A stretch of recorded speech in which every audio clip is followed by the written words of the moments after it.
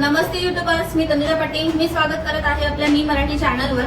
तर आज आपण पाहणार आहोत कम्प्युटरचा बेसिक कोर्स, म्हणजेच कम्प्युटर कशा पद्धतीने हँडल करायचा आहे. आता जे वॅकेशन बॅच चालू झालेला आहे, पण काय होतं, तुम्ही कम्प्युटर जॉईन केलेला असेल, कोर्स जरी जॉईन केलेला असेल तरी गर्दीमुळे तुम्हाला ते प्रॉपर शिकता येत नाहीये. तर आता टेन्शन घ्यायची गरज नाहीये. आपण आता कम्प्युटर जे आहे डिटेलमध्ये शिकणार आहोत. तर फर्स्ट कम्प्युटरचे पार्ट्स त्यांना काय म्हणतात, त्यांचा यूज कसा आहे ते आपण पाहणार आहोत. तर बेसिक पासून म्हणजेच कसं, तर कम्प्युटर जे आहे माऊस कशा पद्धतीने हँडल करायचे, A to Z प्रोसेस आपण ह्या व्हिडिओमध्ये पाहणार आहोत. तर चला तर आपण व्हिडिओला सुरुवात करूया. चला तर मग आपण आता पाहणार आहोत कम्प्युटरचे पार्ट्स जे आहेत, कोणत्या पार्ट्सला काय म्हणतात. त्यापैकी आपण जर बघितलं, हा आहे LCD आणि LCDचं फुल फॉर्म आहे लिक्विड क्रिस्टल डेस्कटॉप. LCD वर तुम्हाला ही जी स्क्रीन दिसते, त्या स्क्रीनला डेस्कटॉप असं बोललं जातं आणि स्क्रीनवर जे इमेज आहे त्या इमेजला वॉलपेपर बोलतात. ठीक आहे. त्यानंतर इथे जर तुम्ही काही प्रोग्राम्स बघितलं, जसं 30 PC आहे, रिसायकल बिन, कंट्रोल पॅनल, ह्याला कम्प्युटरचे आयकॉन्स असं बोललं जातं.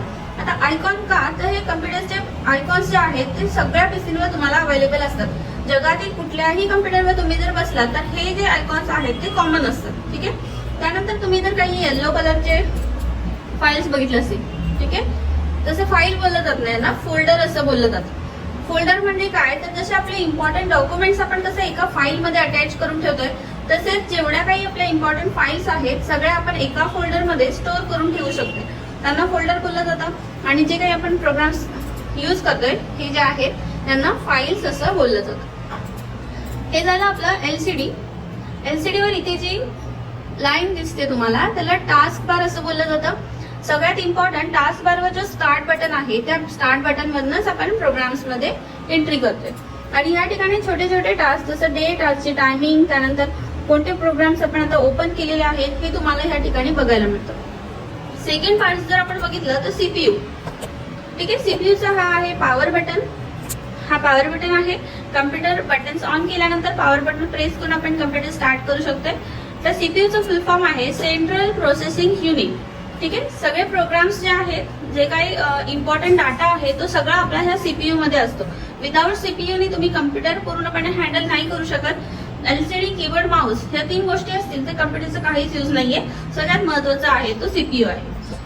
त्यानंतर जर आपण बघितलं तर माऊस. आता माऊस मध्ये आपल्याला 2 बटन्स असतात, लेफ्ट अँड राईट.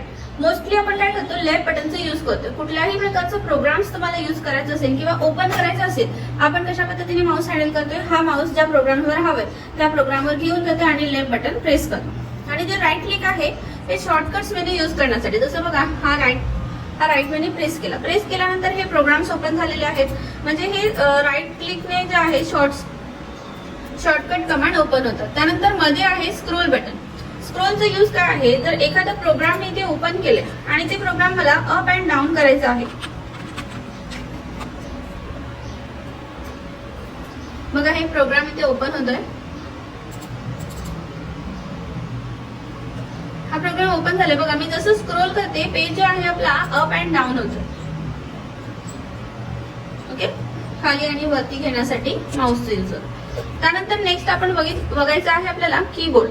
आता कीबोर्डवर जर तुम्ही बघितले बरेचसे बटन्स आहेत. सगळ्या बटन्स पैकी आता पहिलं बटन जे आहे एस्केप. एखादा प्रोग्राम तुम्ही ओपन केले आणि ते जर तुमच्याकडनं पूर्णपणे क्लोज होत नसेल किंवा एखादी गेम चालू केली तुम्ही, ती स्टॉप होत नसेल, तर तुम्ही एस्केपच्या मदतीने तो प्रोग्राम स्टॉप करू शकता. सेकंड जे आहे F1 पासून F12, याचा यूज जे आहे प्रत्येक प्रोग्राम मध्ये वेगळा आहे. F1 to F12 यांना फंक्शन कीज असं बोललं जातं आणि याचा यूज कॉमन नाहीये. प्रत्येक प्रोग्राम मध्ये आपल्याला वेगवेगळं असणार आहे. त्यानंतर आपण बघायचं आहे 1 ते 0 यांना न्यूमरिकल कीज असं बोललं जातं. न्यूमरिकल कीजचं यूज नंबर्स टाईप करण्यासाठी. आता आपण जर बघितलं, नंबर्सच्या वर काही सिम्बॉल्स दिलेले आहेत, त्या सिम्बॉलचा सुद्धा यूज करता येतं. ते कशा पद्धतीने करायचं ते आपण पाहणार आहोत पुढे. नेक्स्ट आहे A to Z यांना अल्फाबेट कीज असं बोललं जातं. अल्फाबेट मध्ये तुम्ही कॅपिटल अँड स्मॉल दोन्ही प्रकारच्या लिपी यूज करू शकता. हा सगळ्यात मोठा बटन जो आहे तो आहे स्पेस बार. ठीक आहे. स्पेस केव्हा देतात, तर 2 वर्ड्सच्या मध्ये तुम्हाला स्पेस देण्यासाठी स्पेस बारचा यूज करतात. त्यानंतर इथे आहे कंट्रोल, ऑल्ट अँड स्टार्ट. यांना टगल कीज असं बोललं जातं. तुम्ही जर बघितलं, कंट्रोल, ऑल्ट अँड स्टार्ट दोन्ही साईडने दिलेले आहेत. डिफरन्स असा आहे की या ठिकाणी एक एक्स्ट्रा बटन आहे, त्याला राईट क्लिक असं बोललं जातं. हा आहे राईट क्लिक. आता राईट क्लिक म्हणजेच काय, तर जेव्हा मी माऊसने बघा राईट क्लिक करते, आता हा आपला डिस्प्ले, इथे मी राईट क्लिक केला, इथे काही प्रोग्राम्स ओपन झाले, सेम राईट क्लिक मी या कीबोर्ड वरती प्रेस करते. आता हे ऑप्शन्स मला ऑफ करायचे. ऑप्शन ऑफ करण्यासाठी मी इथे एस्केपचा यूज केला. बघा ऑप्शन्स तुमचे ऑफ झाले. ठीक आहे, ऑफ झाल्यानंतर मी आता कीबोर्ड वरील हा आहे आपला राईट क्लिक. ओके, मी राईट क्लिक प्रेस केलं. प्रेस केल्याबरोबर सेम ऑप्शन्स ऑन झाले. म्हणजेच याचा यूज केव्हा होतं, ज्यावेळेस तुमचा माऊस प्रॉपर वर्क नसेल करत, तर तुम्ही पूर्णपणे कम्प्युटर जे आहे तुमचा कीबोर्डने सुद्धा हँडल करू शकता. नेक्स्ट आपण जर बघितलं, इथे काही ॲरो दिलेले, टॉप, बॉटम, लेफ्ट, राईट, बरोबर, अशा पद्धतीचे ॲरोज आहेत. तर ह्या ॲरोना नेव्हिगेशन कीज असं बोललं जातं. हे टॉपला जाण्यासाठी, बॉटमला येण्यासाठी, राईट, लेफ्ट अँड राईट जाण्यासाठी. त्यानंतर इथे काही कीज आहेत, यांना स्पेशल पर्पोज कीज असं बोललं जातं. ओके, स्पेशल पर्पोज कीज हे आहेत इंडिकेटर लाईट्स. इथे 3 लाईट्स आहेत. फर्स्ट लाईट जी आहे ती न्यूमरिकल कीची आहे, म्हणजे नमलॉक कीची आहे. सेकंड आहे ती कॅप्स लॉकची आहे आणि थर्ड आहे ती स्क्रोल लॉकची आहे.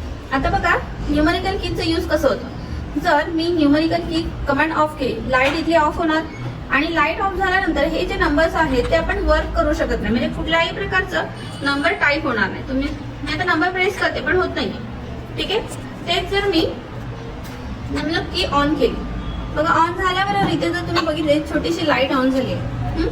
आता मी इथे टाईप करते 1 2 3, सॉरी इथे पण राईट क्लिक ऑन केलेलं ना.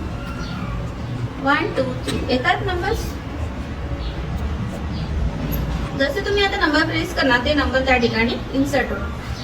त्यानंतर आपण आता बघितलं होतं, बघा ह्या ठिकाणी नंबर्सच्या वर काही सिम्बॉल्स आहेत. ठीक आहे, आता हे सिम्बॉल कसे यूज करायचे. नंबर प्रेस केलं तर तुम्हाला डेस्कटॉपवर फक्त नंबर्स येणार. मी थोडं फॉन्ट साईज जी आहे ती मोठी करते म्हणजे तुम्हाला लक्षात येईल. नंबर प्रेस करते, ओनली नंबर्स येतात. मग ते सिम्बॉल कसे घेणार, तर सिम्बॉल घेण्यासाठी इथे आपल्याला एक दिलेलं आहे, शिफ्ट की दिली आहे. ठीक आहे, शिफ्ट की तुम्हाला प्रेस करून ठेवायची. ओके, शिफ्ट की प्रेस केल्यानंतर दोन्ही साईडने शिफ्ट आहे, ह्या साईडने सुद्धा आणि ह्या साईडने सुद्धा. शिफ्ट अँड दो नंबर दोन्ही एका वेळेस प्रेस करायचे. जसं तुम्ही दोन्ही एका वेळेस प्रेस करणार तो सिम्बॉल इन्सर्ट होतो. बघा मी शिफ्ट अँड जो सिम्बॉल आहे तो दोन्ही एका वेळेस प्रेस करते. येत आहे, अशा पद्धतीने तुम्हाला ते सिम्बॉल यूज करायचे. आता आपण नेक्स्ट लाईट बघणार आहोत, ती आहे सेकंड लाईट जी आहे ती कॅप्स लॉकची. तर कॅप्स लॉक ऑन करायचं. कॅप्स लॉक आपल्याला ह्या ठिकाणी दिलेलं कीबोर्डवर. बघा कॅप्स लॉक प्रेस केल्याबरोबर तुमची सेकंड लाईट सुद्धा इथे ऑन झाली आहे. आता सेकंड लाईट ऑन झाल्यानंतर काय यूज होतं, जे काही तुम्ही अल्फाबेट आता प्रेस करणार आहात ते पूर्णपणे तुमचं कॅपिटल मध्ये येणार आहे.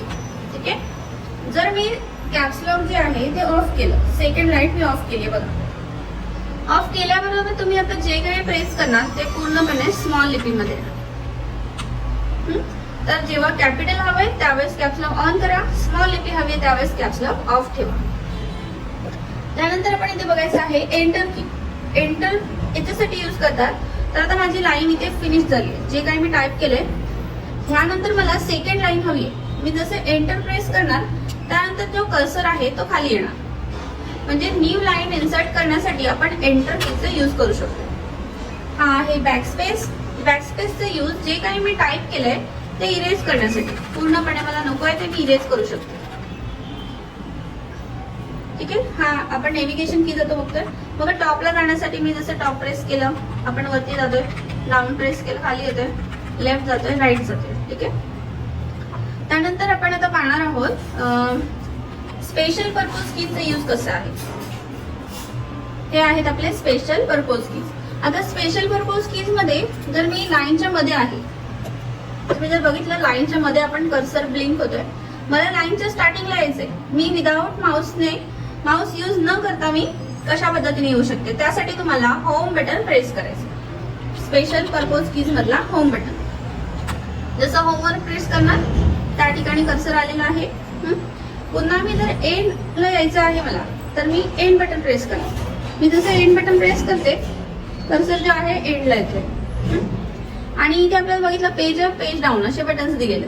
जसं मी पेज अप वर क्लिक करते, पेज आपल्या वरती जाणार, पेज डाऊन वर क्लिक केलं पेज खाली येणार. म्हणजे जे आपण माऊसचा यूज करतो मधलं scroll button page up and down करण्यासाठी सेम टू सेम यूज तुमचं page up and page down मध्ये राहणार आहे. व्हिडिओ आवडली असेल तर व्हिडिओला लाईक करा आणि जास्तीत जास्त शेअर करा. धन्यवाद.